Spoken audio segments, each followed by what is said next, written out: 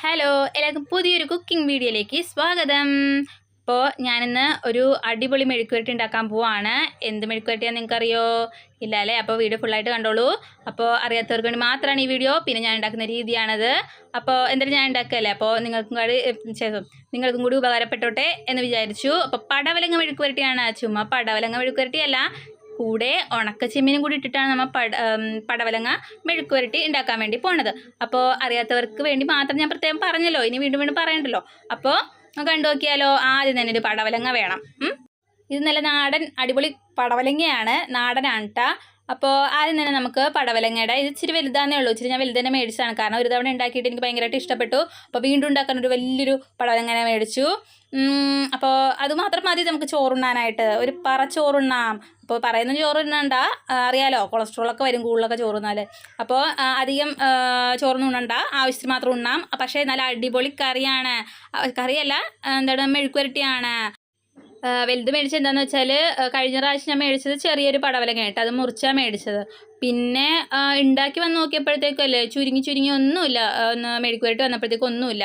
അപ്പോൾ ഇച്ചിരി വലുത് തന്നെ മേടിച്ചു, എങ്കിലാണ് ഒരു നമുക്ക് ലാവിഷായിട്ടൊക്കെ ഒന്ന് കഴിക്കാൻ പറ്റുള്ളൂ. അപ്പോൾ ഇച്ചിരി വലുത് തന്നെ പടവലങ്ങ എടുത്ത് ധൈര്യമായിട്ട്. എന്നിട്ട് നമുക്ക് നന്നായിട്ട് ആ പുറമേ ഉള്ള വൈറ്റ് കളർ സംഭവമില്ല, അത് കത്തുകൊണ്ട് ഇങ്ങനെ ചിരണ്ടി കളഞ്ഞാൽ പോകും.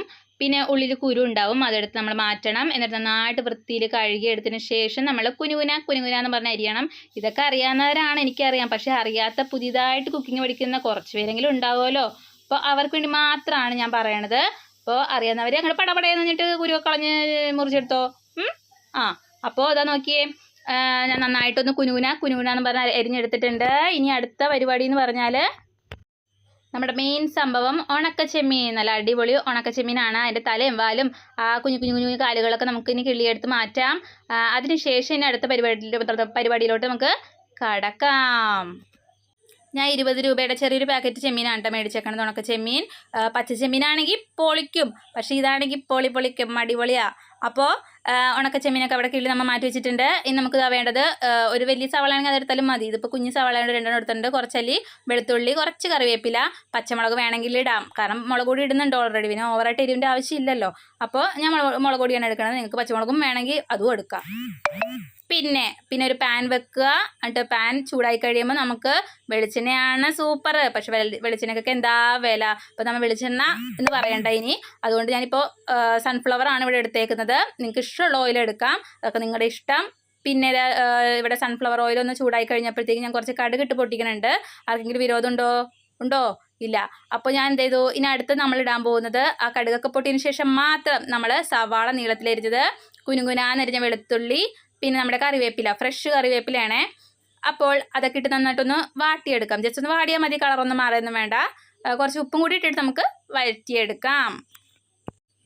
സവാളയൊക്കെ ഒന്ന് ജസ്റ്റ് ഒന്ന് തളർന്നിങ്ങനെ ഒടിഞ്ഞ് പാവങ്ങളെ പോലെ ആയപ്പോൾ, അതായത് ഒന്ന് നന്നായിട്ടൊന്ന് വാടി വന്നപ്പോൾ, കളറൊന്നും മാറണ്ട, ജസ്റ്റ് ഒന്ന് വാടി വന്നാൽ മതി. അങ്ങനെ വന്നപ്പോഴത്തേക്ക് ഞാൻ കുറച്ച് മുളക് പൊടി, കുറച്ച് മഞ്ഞപ്പൊടിയും കൂടി ഇട്ടിട്ടുണ്ട്. അതൊക്കെ എൻ്റെ കൈക്കണക്കാണ്, ഞാൻ പല വീഡിയോസിലും പറയാറുണ്ട്. പൊടികളൊക്കെ ഇടുന്നത് എൻ്റെ കൈക്കണക്കാണ്, അതിനൊന്നും പ്രത്യേകിച്ച് അളവില്ല. അതൊക്കെ നിങ്ങളുടെ ഇഷ്ടത്തിനനുസരിച്ച് നിങ്ങൾക്ക് മുളക് പൊടി ചേർക്കാം, മഞ്ഞപ്പൊടിയൊക്കെ കുറച്ച് ചേർത്താൽ മതി കേട്ടോ. അപ്പോൾ അങ്ങനെ എരിവിനനുസരിച്ച് ചേർക്കാവുന്നതാണ്. അതിനുശേഷം നമ്മൾ നന്നായിട്ട് ഉപ്പിട്ട് കഴുകിയ, കുറച്ച് വെള്ളത്തിൽ ഉപ്പിട്ട് നന്നായിട്ടൊന്ന് കഴുകി ഉണക്ക ചെമ്മീൻ നമ്മൾ എന്ത് ചെയ്യുക, വാരി വെതറുക ആ സവാളയിലോട്ട്.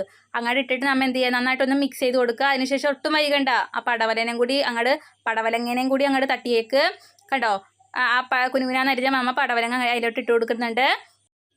പടവലങ്ങ ഇട്ട് കൊടുത്താൽ മാത്രം പോരാ, ഇതുപോലെ നല്ലോണം പാകത്തിന് ഉപ്പുണ്ടോ എന്നൊക്കെ നോക്കിയിട്ട് നമ്മൾ എന്ത് ചെയ്യുക, നന്നായിട്ടൊന്ന് മിക്സ് ചെയ്തിട്ട് എല്ലാം കൂടി ഒന്ന് പൊത്തി വെച്ച് അടച്ച് വെച്ച് നമുക്ക് ഒരു ലോ ഫ്ലെയിമിലിട്ടിട്ട് കുക്ക് ചെയ്തെടുക്കാം. പെട്ടെന്ന് വേവും പടവലങ്ങ. പക്ഷേ ചെമ്മീൻ ഒരു ചെറിയൊരു വേവുണ്ടല്ലോ, അപ്പോൾ അങ്ങനെ സിമ്മിലിട്ടൊരു ഇച്ചിരി നേരം നമുക്ക് വേവിച്ചെടുക്കാം. അതിനും പ്രത്യേകിച്ച് കണക്കും കാര്യങ്ങളൊന്നുമില്ല.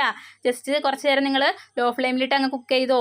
പിന്നെ വെള്ളമൊന്നും ഒഴിക്കേണ്ട, തേങ്ങയൊക്കെ ഇടാവുന്നവർക്ക് ഇടാവുന്നതാണ്. എനിക്ക് സവാളയൊക്കെ വാട്ടിയില്ല, ആ സമയത്ത് അങ്ങോട്ട് തേങ്ങ വേണമെങ്കിൽ വിതറാം. പക്ഷേ എനിക്ക് അങ്ങനെ താല്പര്യമില്ലാത്തതുകൊണ്ടാണ്. ഇത് മാത്രം മതി, വെറുതെ തേങ്ങയ്ക്ക് ഉണ്ട്, വെറുതെ അലമ്പാക്കണ്ട. അപ്പോൾ അതാ നോക്കൂ, കുറച്ചധികം നേരം ഞാൻ അടച്ചു വെച്ച് വേവിച്ചതിന് ശേഷം, അതായത് ലോ ഫ്ലെയിമിലിട്ടിട്ടാണ് വേവിച്ചെടുത്തത്. നന്നായിട്ടൊന്ന് വേവിച്ചെടുത്തിട്ടുണ്ട്. അതിന് ശേഷം തുറന്ന് നോക്കിയപ്പോൾ അത് നമ്മുടെ നല്ല അടിപൊളി ചെമ്മീനും പടവലങ്ങ ഇട്ട മെഴുക്കുവരട്ടി റെഡി ആയിട്ടുണ്ട്. അപ്പോൾ അറിയാത്തവരൊക്കെ ഒന്ന് ട്രൈ ചെയ്ത് നോക്കണം. കിടിലമാണ്, ചോറിൻ്റെ അപ്പോൾ സൂപ്പറാണ്. ഒന്നും പറയണ്ട, ഈ കറി മാത്രം മതി. ഇതാ ഫൈനൽ ലുക്ക് ഇതാണ്. അപ്പോൾ ആർക്കൊക്കെ ഇഷ്ടപ്പെട്ടോ ഈ വീഡിയോ? കുറച്ച് പേർക്കെങ്കിലും ഉപകാരപ്പെട്ടു എന്ന് വിചാരിക്കണു. അറിയാത്തവർക്കൊന്ന് ഉണ്ടാക്കി നോക്കണം. എന്നിട്ട് അഭിപ്രായം കമൻറ്റ് ചെയ്തോ, ധൈര്യമായിട്ട് കമൻറ്റ് ചെയ്യുമോ. അപ്പോൾ ഞാൻ ഉണ്ടാക്കുന്ന രീതി ഒരു രീതി ഇങ്ങനെയാണ്, ഒരു രീതി തേങ്ങ ഇട്ടിട്ട് ഞാൻ ഉണ്ടാക്കാറുണ്ട്, ഉണക്കച്ചെമ്മീനൊന്നും ഇടാണ്ട് സിമ്പിളായിട്ട് ചുമ്മാ തേങ്ങ മാത്രം ഇട്ടിട്ട് നമ്മൾ ഉണ്ടാക്കില്ലേ, അങ്ങനെ ഉണ്ടാക്കാറുണ്ട്. പക്ഷേ അതിനേക്കാൾ നല്ലത് ഇതാണ്. അപ്പോൾ നിങ്ങൾക്ക് എന്തായാലും ഇഷ്ടമാവും. അപ്പോൾ അറിയാത്തവരൊക്കെ ഒന്ന് ട്രൈ ചെയ്ത് നോക്കുക. അപ്പോൾ പുതിയ വീഡിയോസുമായിട്ട് കാണുന്നവരേക്കും ടാറ്റ ബൈ ബൈ ബൈ.